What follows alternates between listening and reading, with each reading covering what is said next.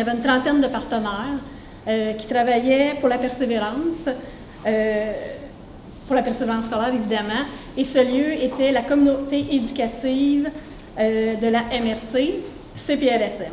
Parmi cette trentaine de personnes-là, un comité a été mis en place pour déposer un projet pour bonifier le gala Réussite en fête. Tout le monde se rappelle du gala Réussite en fête. Il a été 8 ans existant pour Montcalm. Le projet a été déposé à Réunir, Réussir. La rédaction, évidemment, on a été aidé par le CREVAL pour pouvoir bien faire ça, là, bien dire les choses. Ainsi, en tablant sur cette initiative rassembleuse, les partenaires ont élaboré un projet qui visait à accroître et stimuler l'implication parentale et l'engagement du jeune au primaire, qui deviendra Famille en route vers la réussite. Famille en route vers la réussite veut promouvoir l'accompagnement scolaire, valoriser les liens familiaux. Donc, ce qu'on veut, c'est stimuler l'implication des familles dans la réussite scolaire de leurs jeunes.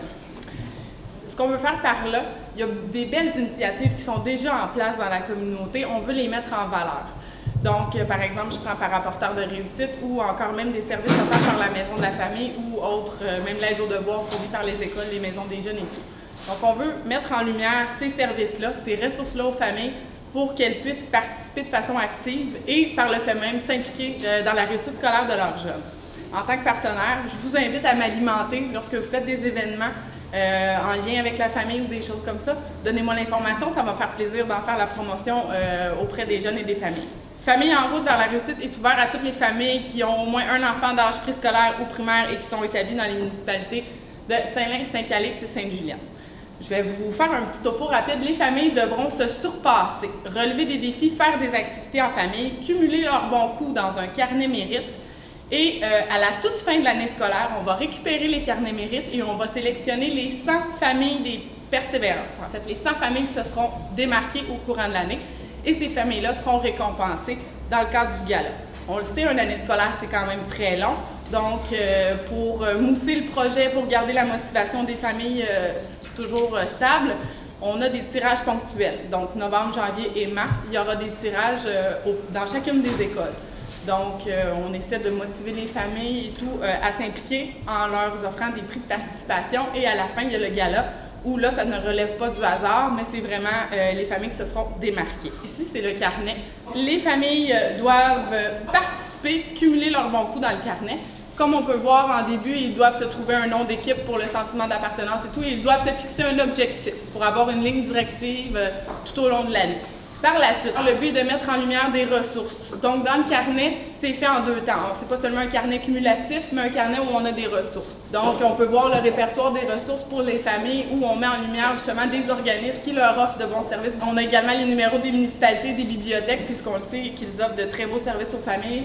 Et on a également, parce que parfois les parents n'ont pas réponse à tout pendant les leçons et les devoirs. Donc, on a mis des lignes comme par exemple Allo Prof ou des choses comme ça, où à ce moment-là, le parent qui n'a pas la réponse peut aller la chercher et soutenir son enfant dans l'élaboration des devoirs à la maison.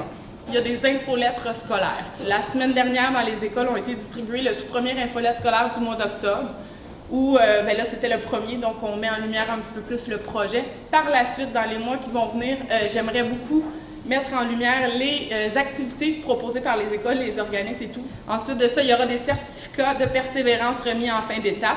Et bien sûr, il y aura des marches organisées dans le cadre de la semaine de la persévérance scolaire. Donc, c'est toutes sortes de belles outils. Encore une fois, ici, on peut le voir, on met en lumière les services offerts au niveau de toute la MRC. Donc, les familles, si par exemple un samedi, veulent faire une activité, ils ne savent pas trop, ils peuvent toujours se référer à leur carnet et de se dire « Ah, ben oui, c'est vrai, on a une piscine municipale à Saint-Lin, des choses comme ça. » Donc, on met en lumière ici la carte, des activités en fait qui pourraient être faites en famille. Les carnets sont retournés en mai. De la façon qu'on va procéder, puisque c'est presque impossible de suivre toutes ces belles familles-là dans leur cheminement. Donc, c'est les écoles qui vont nous alimenter à ce niveau-là. C'est les écoles qui vont pouvoir nous dire les familles qui se seront démarquées. Donc, leur collaboration est très, très pertinente dans le projet et même, je vous dirais, indispensable. puis, à la toute fin, il y aura les 100 familles qui vont être conviées au gala, où il y aura encore des beaux prix de participation qui seront remis. Donc ici, on voit, là, c'est là qu'ils cumulent leurs bons coups. On a un volet un petit peu plus scolaire et on a un volet un petit peu plus familial. Donc les bons coups peuvent être faits tant à l'école qu'à la maison. Et là, je vais donner quelques exemples. Au niveau des défis scolaires, ça pourrait être un parent qui va à la réunion de parents d'élèves, à la remise de bulletins. Ou à la maison, par exemple, ça peut être la lecture à la maison avec l'enfant, d'aller à la bibliothèque ou encore de cuisiner en famille, exemple. Donc, c'est quelques petits exemples de bons coups. Et à la fin, avant de nous retourner le carnet, on veut bien sûr évaluer l'expérience. On veut avoir des résultats de ce projet-là. Est-ce qu'il y a eu des retombées au niveau des familles et tout? C'est quand même un très beau projet qui serait impossible sans la contribution des écoles et de vous, chers partenaires, et bien sûr mon comité de gestion qui est d'un soutien incroyable. Donc voilà. Et puis, je voulais bien sûr, question de mousser le projet, je m'étais dit, on va aller chercher une personne d'importance qui œuvre auprès de la clientèle jeunesse. Et Mme Caroline Gendron a répondu à l'appel très, très rapidement. Caroline Gendron a terminé l'École nationale de théâtre en 2003. Et tout de suite, on l'a remarqué à la télévision dans Cauchemar d'amour, Ramdam, Ouattatatar, Un monde à part, Lance et Compte et Kiki Troné. Donc on voit que dans son parcours, elle est très axée auprès de la clientèle jeunesse. En 2009, on la voit à VRAC TV, dans son personnage de Marine dans Une grenade avec ça. Et un an plus tard, elle décroche le rôle de co-animatrice de Fan Club avec Yann and Glenn. Et ils ont remporté le prix Gémeaux pour leur travail en 2012. Moi, pourquoi j'ai répondu aussi rapidement? C'est parce que d'abord, j'ai été une enfant qui a eu des difficultés avec l'école. Fait que d'avoir du soutien de mes parents, ça m'a beaucoup aidée, d'une part. Puis je suis maintenant parent à mon tour de 2 enfants formidables, mais qui ont des défis particuliers.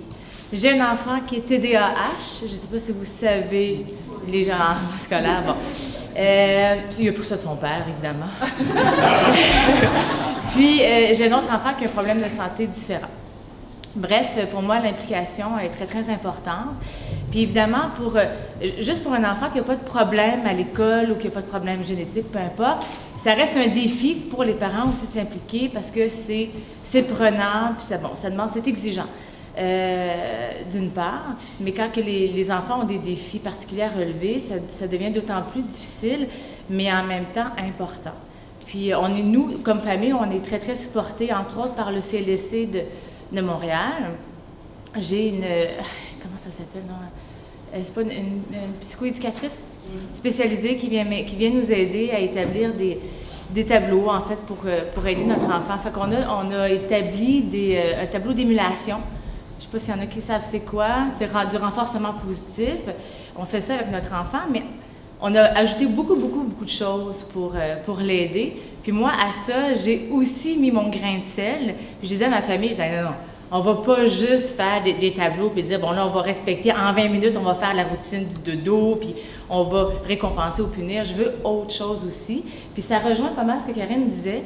À chaque soir, nous, depuis 2 semaines, après les soupers, on fait une danse.